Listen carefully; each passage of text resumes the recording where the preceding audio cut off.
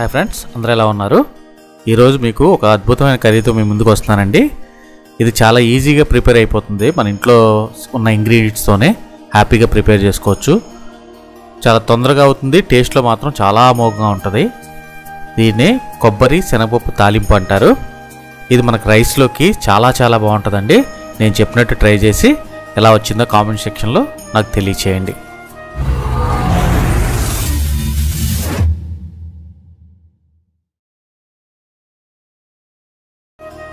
ఇప్పుడు preparation start చేద్దాం. ముందుగా ఒక గిన్నె స్టవ్ మీద పెట్టుకుని నానబెట్టుకున్న పచ్చిశనగపప్పుని, అదే మినిమం ఒక అరగంట సేపు నానబెట్టుకున్నాం. ఆ పచ్చిశనగపప్పుని వేసుకుని మనకి దానికి సరిపడ్డ వాటర్ యాడ్ చేసుకోండి.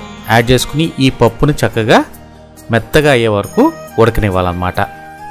యూజువల్గా పచ్చిశనగపప్పు అంటే కొద్దిగా గట్టిగా ఉంటుంది కాబట్టి నేను చూడండి వీడియోలో చూపించినట్టు ఆ విధంగా మెత్తగా అయ్యే వరకు కుక్ చేసేసి ఆ పప్పుని తీసి పక్కన పెట్టుకోండి. ఇప్పుడు తాలింపు ప్రిపేర్ చేద్దాం. ముందుగా స్టవ్ మీద ఒక కడాయి పెట్టుకోండి. దానిలో ఆయిల్ పోసుకోండి. ఈ ఆయిల్ కూడా వేడెక్కిన తర్వాత జీలకర్ర యాడ్ చేసుకుందాం. అలాగే తాలింపు దినుసులు, వెల్లుల్లి రెబ్బలు, ఎండుమిరపకాయలు, కరివేపాకు వేసుకుని చక్కగా ఈ తాలింపునంతా బాగా వేగనివ్వాలన్నమాట. అందులో ఉన్న పప్పులన్నీ చక్కగా కరకరలాడేలాగా వేగాలి. ఇప్పుడు కోసి పెట్టుకున్న ఉల్లిపాయ ముక్కలు, పచ్చిమిరపకాయ ముక్కలు కూడా వేసుకుని చక్కగా ఈ ఉల్లిపాయలు మగ్గనివ్వాలన్నమాట. ఇందులో కొద్దిగా సాల్ట్ వేసుకుంటే ఉల్లిపాయలు తొందరగా వేగుతాయి అన్నమాట. ఉల్లిపాయలు వేగిన తర్వాత అల్లం వెల్లుల్లి పేస్ట్ యాడ్ చేసుకుందాం. ఈ అల్లం వెల్లుల్లి పేస్ట్ కూడా పచ్చివాసన పోయే వరకు వేగనివ్వాలన్నమాట. ఇప్పుడు మనం ఉడకబెట్టుకున్న ఈ పచ్చిశనగపప్పుని అందులో వేసుకుందాం. ఈ పచ్చిశనగపప్పులో చాలా ఆరోగ్య ప్రయోజనాలు ఉన్నాయండి. ఐరన్ మాత్రం చాలా ఎక్కువ ఉంటుంది అనమాట ఈ పచ్చిశనగపప్పులో. అలాగే ఈ మధ్య రక్తహీనత అంటే బ్లడ్ తక్కువ అవడం వల్ల చాలా ఇబ్బంది పడుతున్నారు కదా, అలాంటి వాళ్ళు కూడా ఈ హిమోగ్లోబిన్ని బాగా పెంచుతుంది ఈ పచ్చిశనగపప్పు. ఒక నిమిషం మగ్గిన తర్వాత ఇందులో మనం తురిమి పెట్టుకున్న ఆ కొబ్బరి తురుముని యాడ్ చేసుకోవాలి. ఈ కొబ్బరి వల్ల ఆ కూరకు మంచి రుచి వస్తుందన్నమాట. కొబ్బరిలో ఎన్నో ఆరోగ్య ప్రయోజనాలు ఉన్నాయండి. అందులో ముఖ్యంగా ఐరన్, ఫైబరు, మెగ్నీషియం ఉంటుంది. ఈ కొబ్బరి ఎక్కువగా తీసుకోవడం వల్ల ఏమవుతుందంటే పిల్లల్లో మైండ్ బాగా ఇంప్రూవ్ అవుతుందన్నమాట. అందుకే రెగ్యులర్ మన వంటకాల్లో ఈ కొబ్బరిని యూజ్ చేయడం చాలా మంచిది.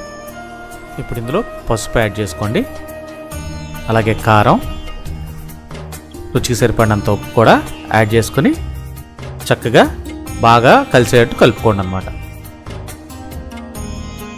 దీని ఏంటంటే అలా కలుపుతూనే ఉండాలి, ఎందుకంటే అడుగు పడుతుందన్నమాట. అలా అడుగు పట్టకుండా దీన్ని కలుపుతూ చక్కగా మూత పెట్టి ఒక 10 నిమిషాలు మగ్గనివ్వాలి.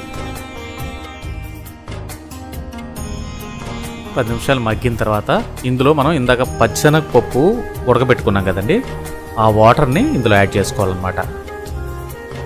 అందులో కూడా చాలా రిచ్ ఐరన్ ఉంటుంది. ఆ వాటర్ని అందులో పోసేసుకుని ఒక్కసారి గరిటతో చక్కగా కలుపుకొని ఇప్పుడు మూత పెట్టేసి చక్కగా ఆ వాటర్ అంతా డ్రై అయిపోవాలి. అది కూడా ఎలాగంటే ఒక 5 నిమిషాలు హై ఫ్లేమ్లో కుక్ చేసేసి మూత తీసేసి ఇంకా మూత పెట్టకుండా అది కలుపుకుంటూ మనం ఫ్రై చేసుకోవాలన్నమాట. అందులో ఉన్న వాటర్ అంతా కంప్లీట్గా డ్రై అయిపోతేనే కూరకి మంచి రుచి వస్తుందన్నమాట. ఇది మనకి రైస్లోకి చాలా బాగుంటుందండి. వేడివేడి అన్నంలో ఇది వేసుకుని తింటే అద్భుతంగా ఉంటుంది అనమాట. పిల్లలకు కూడా హెల్త్ పరంగా చాలా మంచిది, పెద్దవాళ్ళకు కూడా చాలా మంచిది అనమాట. వాటర్ అంతా డ్రై అయిపోయి ఆయిల్ సైడ్ నుంచి వచ్చినప్పుడు మనం అందులో కొత్తిమీర కూడా యాడ్ చేసేసుకుని ఇక సర్వ్ చేసుకోవటం అనమాట. చాలా బాగుంటుంది ఈ రెసిపీ. మీరు ప్రిపేర్ చేసుకుని ఎలా వచ్చిందో నాకు కామెంట్ సెక్షన్లో తెలియచేయండి.